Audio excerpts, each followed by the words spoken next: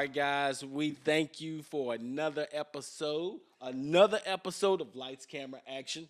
Let's talk. It's your boy Chris. And it's your girl Demi. You know how we do. You know, we got a wonderful, wonderful guest this weekend. I'm going to let the wife handle all that. We have this beautiful and amazing person. She's just so loving, so caring, so she knows a lot. She knows a lot. I'm just going to get to the point. We have Shelby Busey-Jennings here, the actor, the writer, the director. The coach. Woohoo! How you doing, madam? I'm lovely. That is so awesome. We thank you so kindly for coming out to our show. You are very welcome. Yeah, you can sit back if you want to. You can pull it back to you. Look at this. This is what the cool people do right here. Yeah. I feel like I'm going to introduce smooth jazz. I know, right? Hello. Be like, hello. So how you doing today? I'm doing great. Awesome. So, are you going to start, boo-boo? Sure. So, Shelby, tell us a little bit about how you got into this industry, especially with your friend doing something that made you want to be like, I love this. I want to do this. Yeah, so I feel like I got my start a little late in life. Like, you know how you always want to do something when you're young and then you just don't because you're scared? Yeah. So I feel like there's a lot of people out there that are like that. I was no different. So I wanted to do acting from the time I was like really young, but I just assumed I would be bad at it. So then I was like, no, I'm going to be bad. And if I'm going to be bad, I'm out. And so I just like, that was like a pipe dream in my mind. And so then I got all the way to college. And in college, I was mentoring like high school girls. And one of the high school girls I was mentoring, her name's Melissa Weinish. If you see this, Melissa, thank you. Shouts out. Yeah, so Melissa was doing musicals. And I said to her one day, you know, I'm really inspired that you go out and audition for these things. That's something I've always wanted to do. And she said, now mind you, I was at college. I was at Charleston Southern University at the time. And she says, you need to promise me that the next thing they have at your college you're going to audition for. And so I couldn't think of a good reason to say no to that offer. So I said yes, and I'm really big on being a person of your word. So literally, I waited until the second day of auditions for this play they were doing. It's this, you know, very unknown play called Little Women. I'm sure no one's heard of it. Nobody knows about Little Women. Yes. And I was terrified to audition for this. And the only reason I crossed the threshold into the audition room was because of Melissa. I said, I have to keep my word to her. That's awesome. Yes. And so I went in there and I was terrified. And it was all these other people because, you know, that's a really popular play. I can imagine. And so all these people turned out for this audition that only had, I think, 6 or 8 spots total for the play. Yeah. And so I was the last person to turn in my audition sheet with your information on it. So I was on the top of the pile. And so they asked me if I wanted to audition first. And so I did not, but I knew that would look bad if I didn't. So I said, yes, I will do this thing you ask of me. And I'm really grateful that I went first because I think if I had watched other people go first, because you all watch each other audition, at least in this audition, which was, why do we do that? That was so scary. I think because I went first and my nerves were just fueling whatever was happening, I managed to get through it, and then I got a call back. And That's then awesome. I got the lead role. Oh, Yes. wow. Oh, wow. Yes. Oh, With wow. no experience, by the way. That is awesome. Yes, I That's played awesome. Joe March in Little Women. That's awesome. And I couldn't believe it. I squealed. I remember calling my family and being like, I don't know how this happened. Because, you know, my belief was because I wasn't trained and I didn't have experience, there's no way. Right. I was up against people who had been doing theater and plays and stuff Right. forever. Wow. And I just thought, You can psych yourself out. yeah. And that's the thing is I was like, there's I'm gonna audition because I promised Melissa I would audition. Right. But I'm not gonna get a part. And then when I got it, I was like, oh my gosh, what is my life? And this was so amazing because around this time my dad was diagnosed with terminal cancer. Oh, wow. I'm sorry. And oh, it's okay. And honestly, having to throw myself into a play, you know, when you're playing a different character, you have to immerse yourself as that character. So at least during rehearsals and stuff, I could shelf all that and just just focus on my performance. And it actually ended up being an incredibly healthy outlet for me during that time while my dad was so sick. And after I did Little Women, dude, I just caught the bug. Like after that, I was like, I want to do this for the rest of my life. And so, yeah, so that kicked me off. I started theater and I kept auditioning for other stuff and doing more theater until like a year and a half after college, I bought a one-way ticket and moved to Los Angeles like a crazy person. So, So for Los Angeles, how was that? How long did you stay in Los Angeles? And I heard that you were part of a improv show type thing. yes, I was. Little birdie on the street told me. So here is the thing. I don't do this, but back in my day, Craigslist is how we found acting gigs. Oh, do you guys remember this? Yeah, The I remember Craigslist days? Yeah, like you don't have an agent and you're like, I want to find acting gigs. And so you're like, I'm going to go look on Craigslist. Oh, wow. I don't even know, does Craigslist even exist anymore? I believe it does. I don't think but it's not like it used to. right, especially after Yeah. the Craigslist killer came. You know. That'll do it, my friends. That will do that it. will throw your monopoly down the toilet. Yep. When you deter you know you. when you be killing people, we can't have nice things. you know. Well, so I went on Craigslist and then I would go torture myself and I would change the settings to see what was available in Los Angeles versus Charleston. Okay. And wouldn't you know it, there were so many more opportunities in Los Angeles. Right. And so I was like, God, why am I in Charleston? There's like nothing here. Mind you, all I had was theater. Right. But I ended up getting, like, I'll back up just a little bit. I found out, this is way back in the day. This is probably 2009, not to age myself at all. It's fine. It's fine, guys. In 2009, we just have to accept it. Time is a ticking, my friends. Yep. Can't. So in 2009, I found out about a movie that was being filmed here. Also a little movie called Dear John. Oh wow. Okay. Right? So then, I don't know how, but a friend of mine knew where the casting office was. Like they had set up a local casting office. And I said, what's the address? Mind you, my resume, my acting resume was garbage. Okay, I want to be very clear. Like I had almost no experience. I only had a couple of classes on there. But I was just like, I'm gonna shoot my shot, peoples. And so I show up unannounced, don't have a number, nothing. My headshot don't even look that good. I said, what the worst they could do is say no and send me on my way, right? Yeah. So I walk in. It's Tona Dalquist. Oh wow. Oh, That's who it was, yes. And then she had a couple of assistants there helping her. And I walk in with my headshot and my resume stapled to the back. And I walk in and she goes, oh, are you an actor? I, of course, said yes. Even though I had no experience. I was like, yes. How could you tell? Was it this resume and headshot that I handed you? She did not even look at it. She took it. She's looking at me the whole time. She passes it to some assistant next to her. He starts looking through it, and she's just staring at me. And so when I confirmed I had acting experience, she's like, oh, are you free Friday? This is a true story. Oh, wow. And I was working because I worked at the Folly Beach Fishing Pier for a decade, my friends. Okay. And so I called my work. I said, excuse me, and I stepped out. And I called and I was like, guys, I might be in a movie. Can I get off work? And they're like, yeah, we'll find someone to cover for you. And I was like, slay. Oh, that's cool. Yes. And so I stepped back and I was like, yes, I am free now. And she said, great, see you Friday, and tells me nothing else. And then I get to set, and I had gotten a call the night before saying that I was first in line for an upgraded role.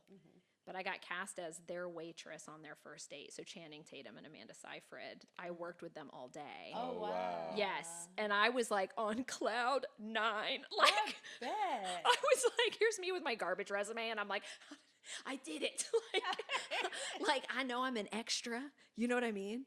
Right. But, I'm with the leads, my friends. They mic'd me for lines. I was like, please give me lines. These wonderful human beings, Amanda and Channing, because we're on a first-name basis. Oh, wow.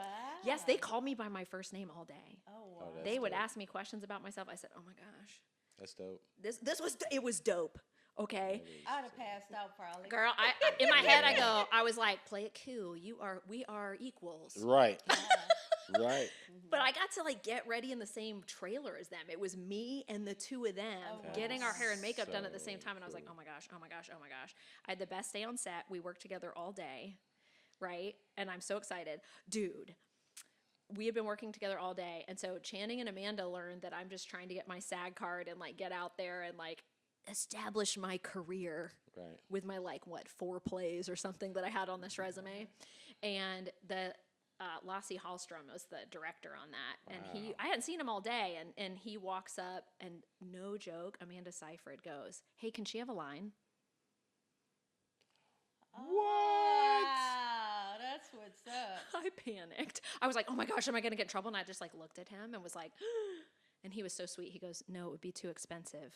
And I was like, I have made a promise to myself that if I ever make it on like a late night interview show, when I become an elf in Lord of the Rings one day. I did read that. Yes, because that's my dream, honey. I want to be kicking rear end with some cool fight scene, playing some elf queen. And so I was like, that's my dream, honey. And Y'all hear that? That's her dream. So make it happen. That's Hey, right. man, I'm telling you. Listen, I would make a good elf, my Yes, you friends. would. I got the You would. height, right? You would. Anyways, I was like, if I win, when I make it. There you go. Because, You you gotta know, speak it. I don't know what the future holds, but if it were Elf Queen, I would be down with that, is all I'm saying. And so I promised myself that if I ever got on a late night show, I was going to thank Amanda Seyfried publicly for sticking her neck out for me. That is cool. And so after that day, literally that being on set that day, that was like in November of 2009, that was when I was like, I'm moving to LA. Oh, wow. And so over the course of 6 months, I was like, if I find a job and a place to live and like a good church to go to or something like that, like I was going to move. Right. And so over the course of 6 months, ironically enough, that same friend that I promised to, that I would go to that audition, she is the one who got me set up in Los Angeles because she was living there at the time. That's awesome. What? What? That is Yes, awesome. and she helped me find these people that were subletting, and like everything kind of fell into place. And so I put in my 2-week notice. They thought it was a joke because I'd been there for a decade. It's fine. You know, and then I was like, deuces. And I'd never been to LA, and I just like bought a one-way ticket. Oh, wow. How'd you like it? I loved it. That's Would you go back? I would go back. That's dope. Was it scary at first when you said, I'm going to step out on faith and just go ahead and go for it? I was a little nervous, but I was so blinded by my own dreams and passion that I was like, yeah, I'm about to hit up all those dope Craigslist ads in Los Angeles. Deuces, Charleston. Like, I've got so many opportunities coming my way. I was nervous, but I was excited. And then everyone was like, oh, you're so extroverted. You'll make friends. Girl. There's a different breed out there. I could imagine. Yes, I had could never imagine. lived anywhere but Charleston. Right. And you know, everyone here waves at each other. Even if they don't Yes. know you, you know, Right. it's so friendly. And I didn't know any different because I've only lived here. And so I go to LA and I was like, yeah, my friends are right. I'm extroverted. Like, I can make friends. I'm so good at making friends. And then I get there and like the girl I moved in with wanted nothing to do with me. Like literally, I was like, dang, that sucks. And then the job that I thought I had lined up, they decided not to hire me after I got out there. So now I was jobless in Los Angeles during the 2009 recession. This was right after the 2008 crash. Oh, wow. And I had 1 week to secure either multiple part-time jobs or one full-time job, or I was going to have to come home because I just did not have enough money. And so I applied all day, every day for a week, and I got 2 part-time jobs, one at a grocery store and one at Starbucks. Is that your love for coffee? That's where that come from? No, I think my love for coffee comes because it's freaking delicious, to be honest. I freaking love coffee. I'm an iced latte girl. I don't deny it.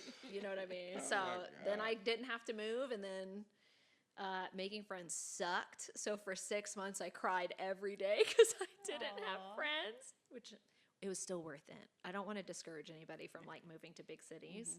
Right. I just powered through. But I found out about an improv school, to answer your question from 1,000 years ago, and knew that improv needed to be on my resume because that's what I had heard. Because at that time, I knew very little about the industry. And so I was very scared. I signed up for my first class, and that's where I made my friends, was at the improv studio. Okay. Yes. And so... How long were you there? Great question. 2009 to 2011, I think, is about how long I was there. So I studied and trained all the way through the master level, and then my group performed live for about 7.5 months. Oh, wow. That's Okay, cool. that's cool. Yeah. Was it fun? It was fun and level 10 terrifying. I could imagine. Yeah, because I was performing every Friday night for months and months and months. Yeah, with a team. There's 8 of us on a team. Oh, wow. Yeah, and then we became the headliner because that's how the program works. So when you first are performing in the master class, you perform on Friday nights. You're like the opening act, and then when the headliner graduates, you slowly move into becoming the headliner. Oh, gotcha. Oh, wow. And then I feel like people just expect you to not suck. Because you're the headliner, and so, and it was long form improv. This wasn't like Whose Line Is It Anyway with short form games. We were doing full long form improv, and so it was pretty wild. I'm really proud of myself for doing it because it was so scary, but that is how I made my friends when I moved to LA. Okay. So you stayed in LA for 2 years? Or It was almost 4. almost 4? Yeah, Okay. it was And for a then you while. moved back here? Yeah, dude. I was tired of being broke. Right. LA is so expensive. Like, could I had tons of roommates over that time, and I was eating peanut butter out of a jar 2 meals a day. I should have been on food stamps, honestly, but I didn't want to make my family worry. So, of course, when they call, I'd be like, no, I'm fine. Because in my mind, I was fine. I was like, I'm eating. I'm not starving. I was just so grateful to be there, honestly. And so it was hard to live financially. And then, the reason I ended up coming back is because after I graduated the program, like, all the acting classes were so expensive. And like me just trying to get by and pay my bills, like the only reason I was even able to graduate the improv school is because I think the statute of limitations can be lifted on this because I was not allowed to talk about this when I lived out there, but I got a discount on all my classes because they knew I was super broke. Oh, that's Oh, cool. wow. And that's the only reason I was able to go and graduate from there. Yeah. Wow. God looked Yeah. out for cool. you during that That's time. cool. Yeah, God got Yeah, you. but I couldn't justify being there anymore. I was like, this is back before like Uber and Lyft and all these cool things where you can kind of work for yourself and have the Right. flexibility. And then also I felt like people really gatekeeped information back then. So I didn't know how to break into the industry. I didn't know how to get an agent. And so I was like, I'm going to go back to Charleston and kind of hopefully come in from a different direction because Charleston has less competition than Los Angeles. Right. And I was like, I'm going to strategically move home. And I was sad to leave LA. I loved LA. LA was dope. The food was dope. Things are open late. Right. If you don't live in Charleston, you don't understand the travesty of everything closing at like 6 p.m. You're like, bruh. You know what I mean? You're like, you're hanging out. It's the summer. And it's like daylight and the world shuts down. It's right. freaking so dumb. And so LA, you don't have to worry about that. So and I did make a lot of friends. I found a great church. I found a great group of people. I had a great several years out there. I found a roommate who liked me. That was cool. That's always a good thing because they could be plotting your demise and stuff like that if they You don't ain't like never you and lied stuff about like that. Yeah. They didn't kill me Yeah. like the Craigslist person did. So that's why I'm still here Yes. all these years later. That's awesome. Yep. That's awesome because then I wouldn't have met you or Right. anything like that and we wouldn't have been here. Yeah. The Yes. studio wouldn't exist. Yes. All the things. So Yeah, all the wonderful things that you bring. What do you? I heard you say about gatekeepers. We've known some gatekeepers that they'll hold back information because some people are scared of you being their competition or different things like that. What do you think about gatekeeping? I think it's terrible. Don't do it. Yeah, me too. 0 out of 10, do not recommend. Yeah. I'm very generous with the information that I've acquired over the years. I eventually figured out how to get into the industry, but it took so long because, when we were coming up, like you couldn't just Google search information. Right. Oh, yeah. It just wasn't out there. Yeah. And, you know, even when I was trying to figure it out in LA, people were just so hush hush about it. I just couldn't. And it was really discouraging because I'm a really good student. Like, if you just tell me Right. what to do and how to do it, I will do gotcha. those things because I'm very driven and passionate. And so, you know, I'm not a gatekeeper because that happened to me and that felt really crappy on the receiving end. And so now I'm just like, oh, if you have questions and I have the answer, I will just straight up tell you what the answer is. Right. You know? And we will do that too, or we'll pass along what we need to pass along. Yeah. Because a lot of people, they like to hide stuff, and then you'd be like, oh, I didn't know nothing about that. They don't show it. If we see casting or anything, we just post it or whatever. Right. Yeah. If I don't see it on my timeline, because you have so many friends, you can't go to everybody's page. Yeah. If I don't see it, I don't post it, and I'm sorry, guys, I don't see everything. But I do post what I can on our page and so forth like that. Yeah. Yeah. So I like that. So once you came here, did you continue with your acting straight away, or what did you do? I did not. Oh, what did you do? That sounds kind I took like a 180, dude. Oh, for real. Yeah, it's so crazy. I feel like, in a way, I hope this story inspires even one person because I think the path to success is not what people think it is. Like, I think people think it's just this linear line, and I think for the average person, it's anything but that. On my way back, I was literally driving cross country with one of my best friends. She flew out to drive back cross country with me. And I was applying for jobs in Charleston while coming cross country. And I was like, you know what? I'm going to apply for something in my minor in college, which was psychology. And so I got a job. This is so wild. I changed directions so severely. So I ended up becoming like a therapist to children with special needs, working in the autism. I can see that now when you do. I understand Yes. because I was like, she must do. She act like she's a therapist. Remember I told you that or whatever. She can have us laying back on the couch. Tell me your deepest thoughts. Yes. You know, what's interesting is before I fell in love with acting when I was still at college, I was considering going to grad school for counseling. Oh, wow. So I think if I had not become an actor and writer, director, and all the crazy stuff that I'm doing now, I would have probably pursued being a professional counselor. And I can see that. Yeah. I I can can really see see that when we go to your training classes Yeah, and yeah, yeah. different things. I can see that you're like kind of like that mothering type. Yeah. But you're also like that therapeutic, calming thing. Yeah, That gets totally. you in that space that Oh, thank you. like, I want to act. I want to do this because of how you are. Right. Your calmness to you, your That's very aura sweet. about you. We just love you. Oh, thank you. Yeah. Yeah. Yeah. So I came back and literally did that for almost a decade. Oh, wow. And then What was the bug that? let's talk about the tea, shall we? Yes. So yes. here's the tea, right?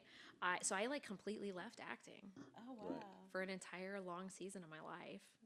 And probably what would be considered some of the prime of like at least young female actresses' life. Like they really do. There is, if you look at the stats, because I'm a big stats person, like for women, like any women over the age of 40, the roles for us that are lead roles are incredibly limited. Right. It's like hovering around like 11%, Oh, wow. which we're going to change. Yes, Right. we are. We Yes, can change because- that. Amen. Yes. You hear that, ladies? We have a lot to offer. And so, so the tea is that I got married finally. Oh, It- can you tell us who this wonderful person Yes. is? Yes, his name is Jason Jennings and he's slay. You hear that, Jason? Yeah, I say finally because I didn't meet my husband until I was in my early 30s. And just Okay. because that's how the cookie crumbled. And then, we just got like married 6.5 months after we met. Oh, wow. That's That's, cool. cool. That's cool. Yeah, we dated for 8 weeks, got engaged, and got married 10 weeks later. Oh, That's wow. cool. How'd y'all meet? We met at a friend's cookout, like at their house. Oh, that's that is cool. awesome. Yeah, in a normal way. You know what I mean? Right. He just looked across that room, and you looked across that room. Your eyes met, and it was wow. It was not like that. And he'll tell you that too. No, so we went to the same church, but he went to a different service than I did. And he has seen me before, apparently, and he was like, there's no way that girl will date me. Oh, wow. Mind you, my husband is just a tad bit younger than me, which we did not know at the time how large that tad was. Mind you. But then we officially met at this cookout or whatever, and I had a crush on another dude at the time. So my eyes were not even like, Oh, wow. I wasn't even open. Oh, wow. Yes. And, but he was into this business. And so he eventually asked me out, and I couldn't think of a good reason to say no. Oh. So I said yes. He swept you off your feet. And then now, yes, he did actually. That's and awesome. yes, and now we will be married 8 years this November. Oh, yes. Yes. And we met him, and Congratulations. he's a very nice guy. Yeah, awesome guy. Yes. Awesome, They match man. each other's energy. Yeah. Roger that, yeah. It's good. Yeah. I feel like a lot of times you marry someone you wouldn't have expected to marry. Like you have a type in your head, I think, for most people, and then you're like, yeah, I'm going to hold out for that. And then somebody shows up and you're like, that's not what I pictured. And then they get you. And then you marry them and you're like, man, it's a good thing I didn't get what I thought I wanted. That's how God works. You know what I mean? Yes. And That's so exactly I'm how so he works. grateful. You know, so so I married that dude. And then what happened? The tea. Okay. The tea, because we're finally getting there. Right. Is basically, I sat down and I was, I won't say how old I was. I'll just say this. Well, we know I was already married, and I got married at 34. So we'll just leave that at that. And then, I had Well, left. You were a cougar. You're a cougar? Girl. Listen, I was not. You're talking about if I was a cougar? Am I a cougar? No. Because I didn't pursue him. He pursued me. Oh, my God. So he's into old ladies is what I'm saying. I'm just kidding. He'd say, I'm into one old lady, and it is you. I don't know that he would call me old, but it's fine. It's fine. So even if he did, I'm like, whatever, it's fine.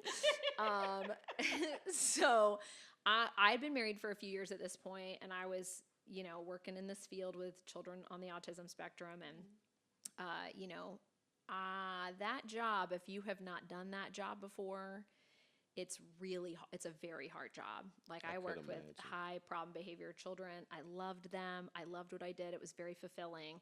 But you get to a certain age where your body just can't handle that level of being hit and kicked and spit on and, and I was making a difference in like these families' lives, and I loved it, but I was like, I don't think I want to do this for the rest of my life. And so I literally sat down one day and I prayed. And I said, Lord, if it's your will for me to go back into acting, I pray that you would give me an urge so great that I can't deny it. Okay. Because I don't want to be 80 and regret that I didn't try again. It was probably about a week later, this exact thing happened to me. Oh, wow. Like very tangible, out of nowhere. I don't remember what time of day it was. I just remember it was about a week later, and I was so overcome with this drive. I immediately went and signed up for an acting program online. Oh, wow. Oh, wow. Immediately.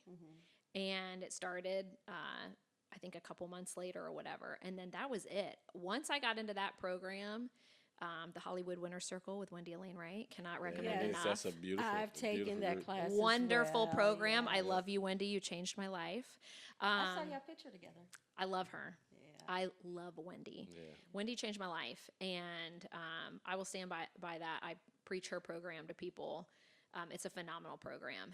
And so I graduated that program. I met tons of great acting teachers in there. That's how I got into the Meisner technique. I ended up training with great scene technique coaches, a commercial technique coach down in Atlanta. Because, we were in Charleston with like no acting classes, so you had to take everything online unless you do theater. Yeah. Right. Like there's plenty of theater here in Charleston, but there's not, Right. no film and television acting until now. And so we talk about that in a little bit though. So I got into that program, and I just like had blinders on. Like I just went full steam ahead with training. I was in multiple classes a week, whatever I could afford. Like some months it might be only one class, some months it was a couple classes. I was just taking classes like crazy. And then I started auditioning. Slay. Slay. Slay. Slay. And I know you slayed it. Thank you. I was so nervous when I started auditioning. Once again, my resume was still basically garbage. Because hello, when you have a 9-year hiatus, like I basically only added improv and like I did book a couple of random commercials in Los Angeles. Okay. Because I worked the game show circuit, my friends. Oh. Like a whole other thing. Yes, honey. And then from that, I booked commercials because they just liked, I guess, my personality. And they said, you shall do our commercials. And I said, yes. Yes, I will, because I need them on my resume.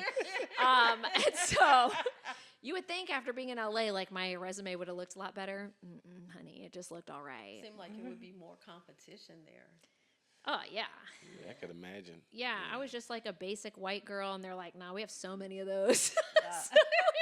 Right. And so, yeah, so I started auditioning, and then I saw this audition for, now they did not announce what this project was. Mind you, this audition, this casting call was on Facebook. Oh, wow. Okay? And all I saw was sci-fi, and I was like, you had me at sci-fi. And so I submitted because I was like, I'm going to shoot my shot. Why? All they can do is say no. Right. So I submitted. I got called in. I said, oh my gosh. I got sent sides, right? I was really big on trying to get my audition in same day as long as it doesn't compromise quality. So I just busted through the sides, sent the sides in probably, my scene in like 5 hours later. Oh, wow. And then I got my first chemistry read off of this project, got called in. It was 2 hours long. Oh, wow. In front of an entire room of like all these people. And it was 2 really intense scenes. This is for a drama sci-fi piece that I later found out was like an hour-long pilot being pitched to HBO. Oh, wow. Which one? It was called The Light that Sean Morgan did. That was like his. Oh, okay. Yes. So I did that years ago. And that like changed my life. So I booked that. That's awesome. And then from doing that project with Sean Morgan, he got together with a different teacher, and he said, hey, like, you don't know this, but we went and talked. Would you come teach a class at this studio? Like, I've seen your acting. I know you train all the time. You can teach whatever you want. And I was like, really? Wow. And so I was so honored, and I love teaching. I've known this from my whole life because I used to teach dance 1,000 years ago. Yeah, I love dance. And I was, worked with kids with autism, and I just love helping people. Right. So I knew I would love to teach. And so I was so honored and humbled, and I said, yes, of course. And then I like thought up, oh my gosh, if I could teach any acting class, what would it be? And so I came up with the scene technique class, but I decided that I didn't want any of the scenes that we use in that class to be pulled from known works because you may have seen them before and then you have a bias. Right. And so, mind you, did I go to school for communications or film or writing and directing? No, I did not. However, I was convinced that writing custom scenes for the students was the move. Right. And so for my first, we opened in 2023. Okay. Mind you, I didn't know it was a studio at that time. I thought I was teaching a singular scene class. Right. So I wrote these scripts, and then I assigned them to the students, and I taught the whole first week. And this is the same structure I use to this day. Is like I teach the first night, and then the rest of the 3 weeks that you're in class, you do the same scene. And I do this every month.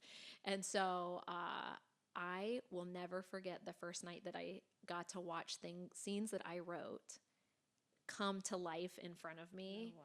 It was one of the most amazing things I've ever experienced in my life, literally in my life, because you dream it up and then days later you're watching it happen. Amen.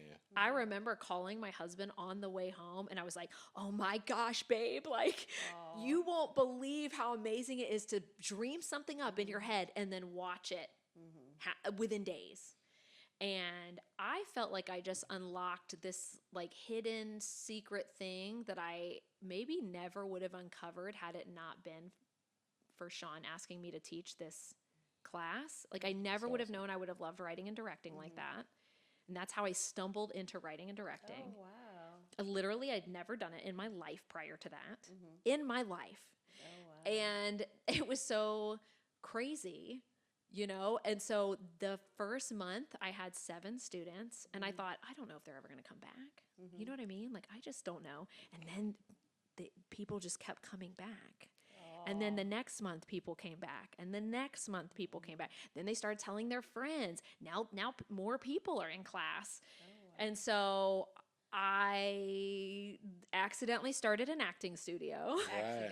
That's what's awesome. up. Yeah, and so I always tell people I accidentally started it because it was an accident. It was not planned. Right. I was fully pursuing acting at this point. I was training all the time. I was busy. I was working that side job, aka full-time job, to pay my bills on top of doing all that.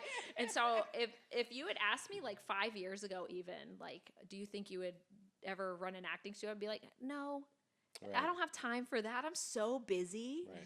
And so I can't really explain what happened aside from we started with 1 class and 7 students, and here we are, 3.5 years later with nearly 50 students a month, and It's cool. That I is think so 7 dope. or 8 classes a week. Oh, wow. It's amazing what happened though when you step out on faith. Yes, It's amazing. it's amazing. It'll change your life. It so- changed my life for sure, right. 100%. It looks like it did. I Yeah. am glad that all the circumstances you went through led you to where you're at now, because we have attended your classes and they're amazing classes.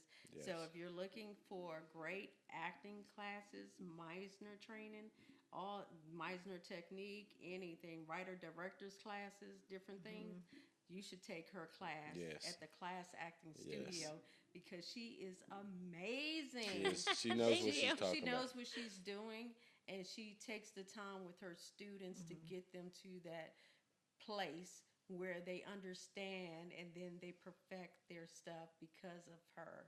They want to be better. Right. And we love that. We love coming to your class and learning. I know we don't come all the time, all the months or whatever at times, but we do show up, and when we do, we just love it because you're Yeah. amazing. Yeah, Oh, you're an thank awesome you. teacher. You're an awesome. amazing Thank you. teacher. You give everybody what they need at that time, and you take your time with each person because everybody is not on the same skill set as Yeah. the other. And that's what we enjoy about it too. Yeah. Like that. I love So your knowledge. Yeah. you said you wanted to be an artist at the youngest age and so forth. Yeah. Was it any people in your family that did entertainment or anything like that? I'm ironically enough related to Gary Busey. Oh wow. Oh, you are? Yes. Oh, wow, that's cool. He's probably the only person I actually, when he got a TikTok, I messaged him on TikTok and was like, you don't know this, but we're related. I think we should act in something together. Oh, for real? For real? Yes, because I shoot my shot. Right. Did he respond? No. Oh wow. I don't think he even checks that. I think someone else checks, probably yeah. checks his Manages. stuff for him, but I sent him Okay. this whole long thing and I was like, we're related. But nobody in my immediate family, like, they're all like normal people. Yeah. Like my dad was a land surveyor. My Okay. mom did different, miscellaneous jobs. My brother is a professional surfer and now owns his own surf company. wow. So like, Oh, that's dope. yeah, my brother's dope. But like, and my extended family are like super normal. We're like dentists and like, like normal people things, Right. which are still cool. Those are still cool. But no one in my immediate family. And so I was nervous for them when they first came to see me in Little Women. Like I was nervous for any of my friends and family to see me in that. Cause I was like, what if they think I'm bad? Like, Yeah. it's very vulnerable. I'd rather act, especially when it comes to live stuff. I'd rather no one I know be in that audience. like, I don't know. I'm sure other people feel the same. I'd rather act in a room full of 1,000 strangers because I don't care what they think, Right. right?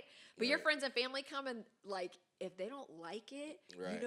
but they don't want to lie to you. And then afterwards, have y'all seen the episode of Friends? Oh my gosh, No. there's an episode where Joey's character's in a play and it's like terrible. And all his friends come out and he's like, what'd you think of the play? And they're like, you acted. Because like they don't want to lie. Right. But they're like, that was something. Right. You know what I mean? Right. I didn't want that to happen to me. I was like, oh gosh. But yeah, so my family is like normal people. And then I don't know. I think it was just like something that God embedded in my little soul to do. Were you Same. always like the comedian type? No, you know what's really fascinating? No. Oh wow. Yeah, so in like, middle school be hard. Let me take it way back. Okay?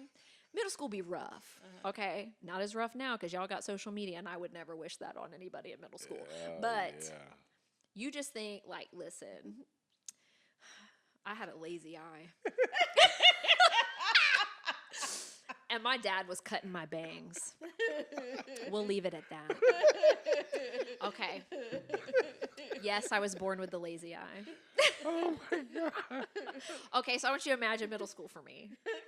Okay. Right. Oh, and I got glasses. So, Right. honey. Oh, and braces in 5th grade. So then I get to middle school and I'm just braces, lazy eye, bangs are like, y'all. Okay. Okay. So I was raised by 2 hippies. Oh wow. That's Okay. what's up. I Yes, can see true that. story. I can I see can that. see that. They yeah. lived in a 1-room shack on the side of a mountain with no bathroom in it when I was conceived. Let's take it way back to conception. Wow. And then when my mom got pregnant, my dad said, the story I've heard is, he goes, oh, I got to get a real job now. And then he came down to Charleston and got a job as a surveyor because he had a degree in forestry. And then he worked that job until he passed away and he loved it. Loved it.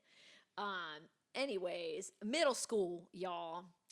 I was really insecure, was just so insecure. I mean, who can blame me looking like that walking around? Like, I was like, bruh, it was rough. Also, you haven't developed physically and like, it's a hard time, man. It's a hard time. People would ask me, because I was really lean, tall and lean. I come from lean stock. And at first you go, that sounds real cool. Yeah, it's not cool when people are like, do you eat meat? Because you're so skinny. They're trying to understand why your body looks like that. And I was like, yes, I eat meat. With my lazy eye, Anyways. It's fine, you guys. I've embraced it. If everyone's going to be looking. See, okay, look. Can you see the lazy eye? No, because I had surgery. It only comes out when I'm tired. So anyways, my two parents that lived in the 1-room shack that moved down to Charleston, non-Christians. Okay, I was not raised in a Christian home. I was raised in the opposite kind of home. Wow. But I got radically saved at like the summer between 8th and 9th grade. Oh wow. Like a friend of mine invited me on a church trip. It was a revival. I didn't know what the word revival meant, y'all. Mm-hmm. I didn't know who Jesus was. I didn't know who the Holy Spirit was. I knew nothing. Okay. I got invited on a church trip. I showed up because I was convinced there would be cute boys. Right. I was right. There were cute boys. Because that's what you care about in 8th grade, honey. Show me the cute boys. Oh, we're going to go to the beach in Pensacola, Florida and go shopping in the day, and then I just have to go to church at night. Yes. Right. Sign me up. Right. I was like, oh my gosh, the boys are so cute. Yes. And so, listen, it don't matter how you get saved. You know what I mean? Like, You don't. So they have these long church services at night. They're They like, have them in the daytime too. honey, they were like 5 hours long. I said, y'all got to provide snacks if we're going to be doing Right. church this late, honey. Like, give me a granola bar, a piece of jerky. Like, listen, I've been to some Pentecostal churches in my day. I said, listen, I love what y'all do, but listen, I need a snacky. Right. I know y'all grandma's got something in your purse. Can Oh, you yeah. pass me something? You know what I mean? This was not a Pentecostal thing. I didn't know what Pentecostal was, y'all. I knew nothing because I was raised by hippies, okay, who were not into the Jesus thing. I want to be very clear. And so then they had these things called altar calls, which I did not know what that was. Right. And every night they'd have them, and I felt this like little tug to go forward every night. And I was like, I don't know what's going on down there. That's a no for me. Right. And then I was like, if I still feel like this at the end of the week, I'm going to go down and see what all this hubbub is about. And so the last night I went down, and then there were so many people going to the front. People were like kneeling in the aisles. And so I just copied them because what am I doing? And then this is a true story, before my knees hit the ground, mind you, I had not prayed anything. I didn't know how to pray. What do I know? Mm-hmm. Before my knees hit that floor, it felt like something reached down and ripped off 4 tons of weight off my back before my knees hit the ground. And I started sobbing uncontrollably. And I just remember saying, I'm so sorry, over and over and over again. It's like my eyes got open. I had told people I was a Christian because I thought if you believed in an existence of God, that made you a Christian. Right. I didn't know you had to have a relationship with some dude named Jesus. Straight up. I didn't even know God had a son. I grew up in the South. How did I not know this? Right. That's a travesty, my friends. And growing up in the South, no one done gave me the secret sauce, okay? Yes. And so I just was like, I remember standing up after I don't know how long. Mind you, I don't remember praying anything. Oh, Right. It was like the act of I want to be a Christian. And then I remember standing up and I felt like I was breathing for the first time. I felt like I was smiling for the first time. I felt like I was walking on air. Oh, wow. And then this girl that I'd met while I was there, she was a part of the little church group that I got invited to. She said, "Did you get saved?" And I said, "What?" I was like, "What? I don't know what that means." Right. I said, "What?" And she started laughing. And she had to rethink how to word it. And then she goes, "Did you repent of your sins?" And I was like, "Huh?" And then she didn't know how else to ask it. And I was like, "I don't know what happened to me, but it feels amazing. Right. Whatever this is, honey, I want more of this." Oh, wow. Mind That's you, cool. I come back a changed person, to answer your question. Oh, This is a long, unexpected testimony. Okay. So post salvation Shelby, very funny. Pre-salvation Shelby, just weighed down with insecurity and doubt and all these terrible things. I got like set free from all that stuff, and it's like I discovered who I was meant to be. I got That's you. awesome. That is the difference. I came home. I remember being like, "Guys, you always wonder how you know how you always wonder if that Jesus dude is real? Turns out he is." And like that's what I told them. I was like, "Y'all, you got to come to church. It's gonna change your life." And I was so radically different when I got home from that they thought I joined a cult. Oh, wow. wow. Radically different. And I was so excited, y'all. I thought, I'm going to invite them to church. They all going to get saved. We're going to be saved up in this business. Right. And then they were all like, Now. yeah, they were not into that. Okay. I was like, what do you mean? And so my parents were separated and my mom was engaged to another dude that I called my stepdad for a long time. And he was real dope. I basically had two dads. Well, the three of them had some kind of powwow. And then my mom comes to me and is like, "You can't go because it's a cult." Like they decided that it was a cult. So I was really devastated. I went and talked to the youth pastor, Andy Hine. And I said, I was real sad. I said, "They're not going to let me come anymore because they think it's a cult." And he goes, "This is great."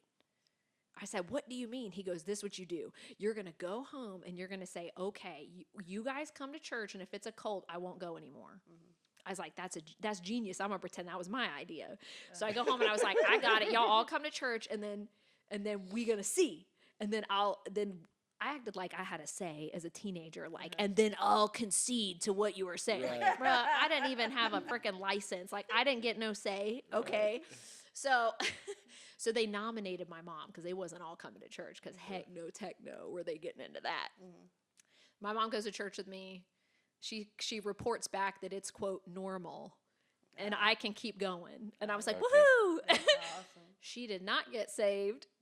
You know what I mean? Like, I thought she was going to have a radical encounter with God that I had false. That did not happen. And so I was like, what the? But, my dad, because, I was going to church in Mount Pleasant, where the rich people live. I'm from the other side of the track, sweetheart. But my dad would drive me to church every Sunday all the way up until he got too sick with cancer to take me. Oh, wow. Yes, and he would sit in the car because his dad was a pastor and he had some church hurt. Oh. Okay. Yes. And so he was not a Christian. Right. And so he would not even step foot in that building. But my dad loved me so much, he would sit in the car and read a book and wait till I was done. And then he would drive me all the way home, like 30 minutes each way. That's cool. And then eventually my dad got saved right as he was dying from cancer. Wow, Yep. that's awesome. It was amazing. We're still praying for my mom and my brother and the rest of my family. But that is the difference. Like, I was not funny pre-salvation. Shelby sucked. Like, no, just kidding. She didn't suck, but she was heartbroken. She was weighed down. She was comparing herself to everybody in a way that was like, "Oh, I'm not as pretty as them. I'm not as great as them. It's just middle school was hard, y'all. Right. I understand. It was hard. I would never go back to middle school, dude. That sucked. And so, and then it was awesome after that. That affected where I went to school. I think if I had not been a Christian, there's no way I would have gone to Charleston Southern. That's a Christian college. You know what I mean? I ended up doing mission work after that. Started in 17, traveling internationally, doing mission work in third world countries. Never would have done any of that stuff. That is so awesome. Yeah, That's and I don't know that I ever would have gotten into acting either. Oh, wow. I mean, it's hard to say, right? Like, there's no way Right. to know. But yeah, I feel like I found who I really was once I became a Christian.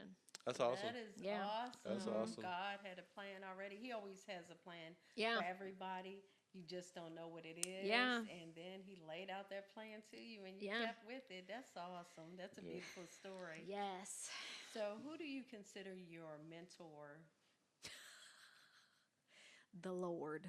Awesome. Amen. That's awesome. When it comes to acting, I feel like I'm just so grateful for all the teachers I've had I've just had a lot of good teachers. Right. Jessica Hood Morris out of the Hood School of Acting for Meisner, James Saccone out of New York, Mike Pointer out of Atlanta, like people that Wendy brings into class. Like, I mean, I'm just so fortunate. I don't currently have like an acting mentor, but that could change. Okay. You know, who Yeah. knows? Right. Awesome. So, That's how awesome.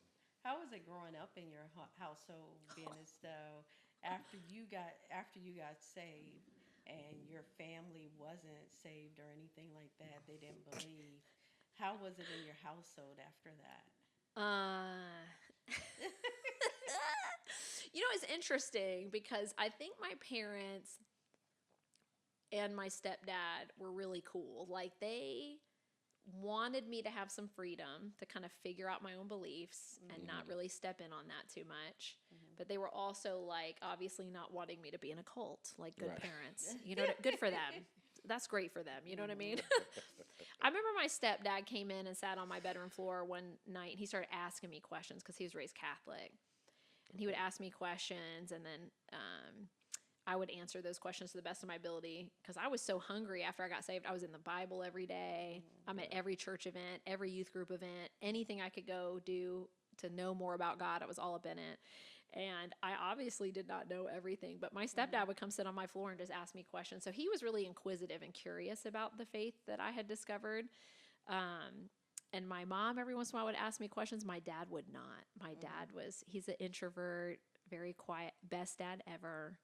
You know, and but you know, the Lord got him eventually. Amen. You know what I mean? Because He'll wait for the you. Lord loves you, but He'll you know, wait there's for a you. lot of stuff out there where God gets a bad rap for stuff, and my little He heart does. hurts as someone who got radically transformed. And did not grow up in a Christian household. I'm like, God gets misrepresented all the time. I'm like, God is dope. He is. Yeah. I need to wear a sweatshirt. God is dope. Yeah. Because he is dope. If you don't know him, I get why, you know, when you got people out there saying they're Christians and then they're giving his name a bad name, I understand why people Hate. aren't into Right. that because they're like, oh, well, if that's what God's about, and that's what my dad opened up to me about. I had to take him to chemo once. And we got a private room. This was like right before the holidays. If you've never been to chemo with someone, it's kind of precious because they all get chemo together in the same room in their little chairs and facing each other. It's so cute. I had never been, but it was full because it was right before the holidays. People were trying to get their chemo in before Thanksgiving or Christmas, but it was full and I went with my dad and I finally asked him. He was so private, like, you know, about like the not going to church stuff and like all he told me, because he's really good about not gossiping, which I really appreciate. He said, you know, I saw people that were leaders in the church doing stuff they shouldn't have been doing. Right. And he said, I didn't want anything to do with that. So as soon as his parents gave him the option to not go to church anymore at 16, he stopped going. Oh, wow. Can't say I blame him. Yeah. You know what I mean? So, yeah, the house was interesting, but you know, as long as I could go to church, I was cool with that. So I think That's they what's up. adjusted the best they could, you know. But yeah, I know for me,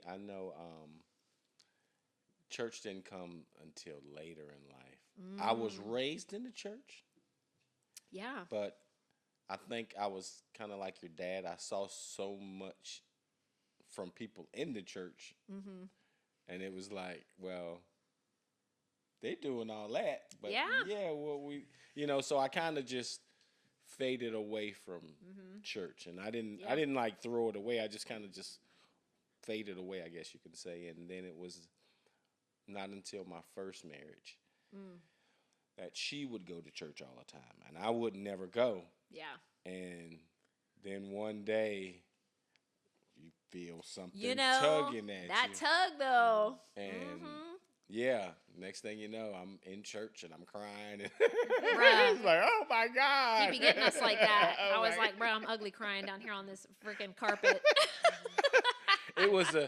but you know something, like you said, if I didn't become a Christian, I don't believe I would know who I am. Yeah. Yeah, I believe that. I do not, because I was following so many people. I didn't know what I wanted to do. I didn't know who I was. I didn't know who I was. I didn't. Yeah. I didn't. And it wasn't until I got in my 40s that I understood that, okay, this is who you are. Yeah. This is what you're going to, and I took ownership at that point. And, for me, that was, that was a long time ago, It wasn't that long ago, but, it's almost, I look at your situation, it's like, wow, you got saved. But it's the thing about God. You get saved when you get saved. Yeah. You know what I'm saying? You Yeah. get saved early. I got saved later in life. Yeah. You know what I'm saying? So, yeah, I think God is dope. He is. God Totally is dope, guys. God Don't is listen the to the Totally dope. don't listen to the hubbub out there. Like, I know Right. there's some garbage. They got some slander up in there about the Lord, but let me tell you, that man dope. Yeah, As the Lord. crap. Yeah, but yeah, you when you start putting human feelings and emotions Yeah. in it, that's when it starts going awry. Yeah, it gets, people's perception is their reality, right? So Right. it's like if they perceive God as XYZ, then in their mind, that's what he is. But they don't get to know him. I think if people knew God, I would challenge anybody out there who's like curious about God, just ask, like, God, Come if you're into- real, show up. Like, just show I'm me you're telling real. you, and he will. I'm telling you. Because where else are you going to start? Like, you don't go to church. I didn't go to church, dude. Right. Like, God doesn't need me to go to church for me to find him. Now, Right. finding him drove me to church because Right. I wanted to know him more. But, like, God didn't need me to clean up my act. Right. God you didn't don't. need me. God dealt with that. Like, Right. you don't need to be perfect. Right. First of all, I'm never going to be perfect, honey. You know what I mean? Some people think they have to be perfect, and you don't have to be No. perfect out there. A lot of times, people are like, you have to be perfect, da da da da. So people beat themselves up as children, as adults, because they were told that they had to be perfect. That nobody has to be perfect. Right. Just be yourself and everything, Yeah. and so forth. Yeah. I'm glad that no one told you ever that you shouldn't pursue your dreams or anything like that, or did they? This is tricky business. I won't rat out particular people, but I definitely had naysayers, especially when I went to move to California, right? Because I wasn't established as an actor. It wasn't. So I think it's normal to have people who are either jealous, Right. maybe because they haven't taken some time to pursue their own dreams, or they don't believe in you for whatever reason. Also, I mean, I think the average person knows that the average actor doesn't make it. Right. And so I think some people are just expecting you to just try this out as a hobby and then give up and go back to, doing whatever. Right. And, I understand that. I can relate to that thought process. And, I did have a couple of people that were, not gung-ho about, like, Oh yeah. my pursuit or whatever, but that's okay. I didn't allow it to deter me. And I think with time, people start to see you in that light because you just endured past all that. Right. And they just haven't seen you as that prior. They've seen you as whatever else you've been doing. Right. And so then when you go to pivot at whatever time in life, they're like, well, what's your plan B? Because all the actors get asked that. The amount of times I went home for Thanksgiving, y'all, Right. and So your grandmas and grandpappies be going, what's the plan B when this doesn't work out? Or, people being like, you need to change your major in college so you can, have Right. something to fall back on. Yes. Okay, mind you, my major had nothing to do with film or anything, but Yeah. I also had a major that wasn't going to pay me ever, so fine, it's fine. So it kind of did though work out for you because Yes. you're getting your degree in what you got your degree in, your minor or whatever. Yeah, And psychology. so that right there helps you with the acting and learning the human mind and Yes. body. Yeah, and yeah, all yeah, that. yeah, yeah, yeah, Yeah, yeah. couldn't agree more. Yeah, you know, yeah, yeah. Yeah, it was great. I'm very glad that I did that. But I think it's like, important to see that, life, if you're open to it, might surprise you if you're willing to say yes to things. Right, I think too many people say no. right. Like I did for a long time, right? Like I didn't start pursuing acting till I was in college, but if I had been brave for 5 seconds earlier, Yeah. I would have started younger. Oh, yeah. But I was so eaten up by a fear of failure. Me too. I mean, completely paralyzed. I remember showing up to play auditions in like middle school and high school, but not going through with it. Oh, wow. I would do stuff like that. Too scared. Didn't know what the heck I was doing. I was like, I am going to fail. I don't know what I'm doing. And so then I just, I think a lot of people have that mindset because when I grew up, I wanted to be a model as well. But people Yes. were like, you're too short, you're not pretty enough. So that stays in your head Yeah. along with being bullied and all of that too. Yeah. Because Right. I was bullied going through middle school and then to junior high until I stood up for myself and so forth. But I'm glad you stood up for yourself. Yeah, I am too. But I didn't pursue acting until later on in life because I was scared of what people would think or say and stuff. Oh yeah. And now that I've been in it for a while, I don't care if you like me or you don't like me. I'm still going to do my Yes. dream. Amen. Preach. Because a lot of people will deter Amen. you from your dreams and so They forth can. because it didn't work for them. Yeah. Or they think when they get in acting or anything that they're going to be a star right straight away. You're not going to be a star straight away. That doesn't happen like that. That's like Unless you're lucky or something like 0.5%. that. It's got to be like under 1%. It's got to Yeah, be a it's point point- zero yeah. zero zero zero Yeah. 1%. Right. Yeah, but a lot of people think they're stars. They would be on a lot of independent films and stuff. Yeah. You're not a star. You're not. You may be a star to a small group or whatever, but don't change who you are. A lot of people change who they are, and then they treat the people that got them to that point, Right, or were like there shit. supporting them, treat Yeah. them like crap. Yeah. I think when you idolize success, Right. you will become someone that you are not. Right. Yeah. So I've said this to my students, like if you idolize fame and power and money, everything will die on that altar. It will. Right? Totally. Your personality, who you are, It will. because and then is that what you want 30 years from now? You'll have the fame and the money, but you don't know who you are anymore. Right. You You don't lost have- all your right. friends and your relationships died because of that. And Look at our president. you know what I mean? So it's just, it's wild. Like, it's, for me, because I did get asked this. I don't know if you guys have been asked this, but it's like, and I still get asked this to this day, like, or are you in it to be famous? Yeah. Right? Like, is that why you're doing this? And I was like, no. don't I do love it the to be- craft, I Me love too. it too. but I also don't hate on people who are trying to be famous. I was like, listen, Right. if that's your dream, my hope is that you just don't lose yourself in the process. Right. Oh yeah. Or that you lose your love for the craft of acting in pursuit of fame. Right. Yeah. You know what I mean? Because I tell my students, because the stats are pretty staggering, like most actors, over 90% quit in the first 2 years. Right. Okay? So I always tell my students, you just have to outlast all the other people. Right. If you just endure and you shift your mindset instead of going, well, if I don't make it in a year, or I don't make it in 2 years, then I'm going to quit. And I always say, then you're going to quit. Right. Because the odds of you becoming famous or getting your big break in 1 to 2 years are almost It's zero. Yep. It might as well be zero. Right. So I was like, instead, you need to pivot your thought process to, I'm willing to pursue this for a lifetime. Right. And I'm going to Totally. train for a lifetime. Like I tell my students, I still train. Like, do I run an acting studio? Yes. Do I write and direct movies now? Awesome. Yes, I do. So happy that I'm now doing that with no educational training. Like I'm learning as I go, right? Right. But it's like, I don't want to lose myself along the way. You know what I mean? You just And- have to humble yourself. Yeah, but like people quit. If you quit in the first 2 years, Yes. Right. right? But if you look at the stats, just do yourself a solid. Like if you are interested in acting or anything in the film industry, just go look up some statistics, because I think people will endure more if they're, positioned with more knowledge. Right.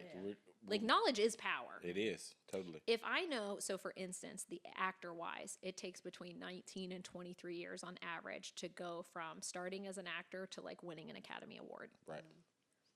That's the average. That's the average. And I would consider that almost low on the low end. Right. Because the average person, even strong actors, are not winning Academy Awards. Right. Okay. But let's think about that for a Right. second. 19 to 23 years, but yet you're going to quit at year 1. So how are you going to know where you could have been by year 19? Right. Yeah, true. And so, it's like if you really love the art and the craft, then just pursue it forever. Right. And then let's just see what happens. I always tell my students, if you just put one foot in front of the other and you're just consistent with training, you're going to work. Right. You will be on set. You will work. Right. Because you're going to get good, and people can't deny good. Right. Yeah, that's true. And then good will open up doors for more opportunities. Telling you. And people just like, but they think, because I do get asked, like, well, do you believe that some people have it and some people don't? Now, if you had asked me that like 15 years ago, I would have said yes. I disagree with that now, I can understand that. especially as a teacher. Right. And especially being an acting student for as long as I've been training now. It's like I have just seen normal we all normal people with dreams, okay? And the thing is like, we all bad in the beginning for the most part. Like, I always tell my students, like, nobody's birthed out of the womb an Academy Award winner. Right. Okay? Olympic athletes were not bursting out of the womb winning gold medals. No, right. They trained for that crap. Right. Okay? So actors train for that. Filmmakers train for that. Directors train for that. You put one foot in front of the other, I mean, who knows where you'll be in 30 years? Right. But the thing is I think when people have unrealistic expectations, they get so discouraged. True. They quit. And so I try to encourage my students, like, protect your thoughts, because your thoughts precede your action. That's just a fact. Right. And so I'm like, listen, I get it. Times are hard, okay? You don't have a lot of money, okay? Them grocery bills be crazy right now. So it's like, okay, if you can only afford one class at a time, do that. Or if you need to take a break for a couple months, do what you need to do. But don't give up on your dream. Right. You know what I mean? Okay, so you hit it hard. Like, you're going through divorce, you're going through hard times, whatever it is. Don't give up on your dream forever, though. Right. Like, take a break if you need to, do what you need to do. Right. But if you can have the mindset of like, oh, it's not actually abnormal to make it in 1 to 2 years, and this is actually like a lifetime thing, I think that will inform your goals and your dreams. And you go, oh, this is normal. It's actually normal that 5 years in, I'm not famous. Right. And it's like, I just love being on set. Right. Personally, like, Me I too. do too. Right? Like, That's what we do. I don't need to be famous to be Nope. happy. I don't need that. Nope, I don't either. I actually like not having paparazzi at my house. It's yeah. so nice. I love that. Don't you love that? Like, I got to go out and get my latte today, and I And didn't no have one to worry said about anything. being in the tabloids. Right. You know what I mean? Right. Right. I don't think I would like that. I'm going to just say right now, like, I'm not. But it's nothing wrong with every now and then somebody saying, "Hey, wasn't you in Yes. that movie?" That does make me feel like $1 million. He gets that at time. Weren't you in that commercial? Weren't you in that film? Yeah, I seen it's- you Chris in is that. like, Yeah. Chris is getting famous though over there. We all Yeah, are. my movie. We Yeah. all are. Yeah, I was thinking, like, for the actors that come out at times, they don't want to do training because they'll they'll ask you that question like, "How did you get started?" I said, "Well, I went to training. I take did this, I training. Oh, you did went to this." class? And Yeah. that Yeah, you that got good? Yeah, that changes their whole thinking And then Yeah. because they're opportunists. They romanticize unrealistic things. Right. Ooh, you were in that movie. What'd you do? Oh, how'd I get in that movie? Oh, we went to class and we stayed in class We for like like got good months. first. And We we invested kept in our doing this, future. and then we did some auditions. Didn't get booked for 90 of those 1,000 that we did, and then we finally booked one. And then they was like, "Oh, you're good." Well, and they don't realize that, like, dude, you are not a booking machine in the beginning. And Right. and even when you get really good, now your competition is more extreme. Extreme, right, right, Okay? right. So when I tell my students, you should see them. When I drop the knowledge like this, their poor little faces look devastated. Telling you, man. But I go, guys, like when you are competing at, on a union level, a 1 to 2% booking rate for film and television is considered good. Good, right? Okay, so think about that. 100 auditions, you book 1 to 2 of those. But I always look at this too. We had another coach that used to tell us, you got in the room. Yep, you got in the room. You should celebrate that because a lot of people That's a did damn not. win. Yes, it is a win. It's a total win. I was telling them because I like to listen to casting directors talk about this stuff. It's like they'll show their back end and they'll say, look, here's my back end. I just put this casting call out for a lead guy and a lead girl in this. I have 3,000 submissions for this. This is 2 hours later. Right. 2,000 submissions for this. And you got to think, they ain't calling all those people into audition. And you got picked. And you got picked to Right. audition. Right, because you don't know. You don't know how many people you're up against. Because Yes. I've beaten myself. I've beaten myself up because I know that I crushed. An audition. Yeah. Like, soon as I did it, I felt it. I was like, oh, shit, I'm going to get this. I'm booking I'm this. amazing. I'm going to book this. We send it off, and I don't hear nothing. And it's like, wow. Crickets. But I move quickly. Yeah. I move quickly in my mind. Soon as it's out, all right, cool. What's We next? move on. What is next? And I'll get stuff, and I'm like, next thing you know, I'm looking at it, and it's like, we picked you for this, and I'm like, when did I book? When did I When do did I this? audition for this? When did I do this? What is this? He puts in for a lot of stuff, and then when Yeah. they pick, they were like, I don't remember applying remember for that. this. When did I submit? Oh, Do you my know? God. No, I don't. Yeah. He's so cool. He just be forgetting all his auditions. He's know. like, oh, Oh, yeah, I did audition for that. Yeah. I had got a call back not too long ago. I got a call back. Yes, you did. I did not get the part, but I'm still good because But you I was got a in the call top- back. Yes, Call I back. was in the top of it or whatever. Girl, And congratulations. then I was at first I was gonna beat myself up. Why didn't I do it? I already know why I didn't get it, but I ain't beat myself up because I was like, I got it now. But actors take it so personally. We do. It's like I try to be really educational when I talk to my students, and I let them know, like, the odds of you finding out why you didn't book are almost zero, but Right. every once in a while you'll find out. And a lot, I just make sure I tell them, honestly, it's usually for things that are really crazy, like your hair is a certain color, Right. Your XYZ height, and we actually need this height. Right. Be like nothing that you did. Yeah, it does. Well, because they called you in, right? So they clearly think you could have Good. been a good fit. Right. And then as the casting process continued and certain people started to get cast, now they have to look at Look at- right. ensemble and chemistry and all these things. And it's like, I've lost out on really great roles because I'm tall as a girl. I'm almost 5'11". Right. Heyo, great for me at concerts. Right. Okay, but like as a 5'10" and some change You are female, they're like, oh, like I've been told, like, oh, we already booked the male lead, and we really loved you, Right. but you're 5'10" 10. and he's actually shorter than you. And I'm Right. like, apple box him, Right. honey. Like, if Tom Cruise can be a lead, honey, Right. bruh. If and they apple box those dudes. Yeah. All Okay. the time. All the time. Yes. And so I'm sitting here and I'm like, but I understood, right? I try my best not to take it personally. I've been turned down for a role because my hair's red. That's crazy. Yes. That's But crazy. mind you, they called me in and they were like, no, we actually want someone with XYZ color hair. And You could have put on a wig. right. That's what my students say too. I said, but sometimes they don't want to use the budget for that. Sometimes they don't, like, they've already got however many other people that have submitted that fit. They decided maybe as the casting The process went person along, right. actually, you know what? We don't want a red hair girl. Right. And so I have to be like, okay, like it is what it is. And so I think knowing that it's not necessarily because you were bad, right? Personal. Yeah, your audition. I think new actors go in and they go, oh, I must have done really bad. Bad. Right. And that's why I didn't book. And I was like, if they called you in and you have training, okay, this is the thing. Like, I coach my students. Like, if you get a bomb audition, especially for something network, I'm like, book me for coaching. I will make sure that we send in your strongest take. Right.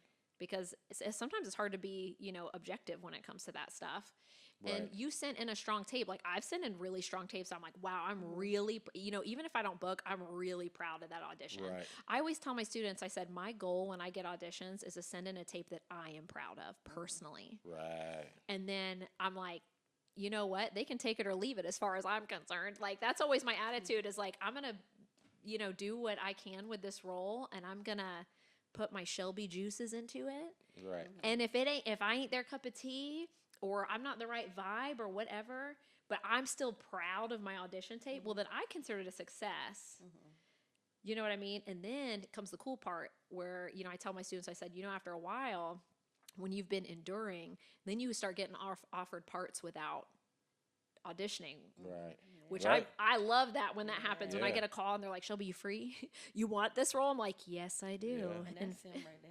Yeah, Chris. Chris is a beast. Yeah, they be like, remember like 10 years ago we did this? The fact that he's that memorable 10 years later, dude, that's It'd be like good. years later sometimes. Like one, he auditioned for it was like a couple of years, and he It was didn't 3 hear years. nothing. 3 years. Wow. And he didn't hear nothing. Then after a while, they were like, "Hey, are you still in?" He was like, "When did I apply for this?" I was like, "I don't know." He looked back, and it was 3 years, and it's like, Yeah, because they wow. did the sizzle reel. I Cool. applied when they were doing the sizzle reel. Yeah.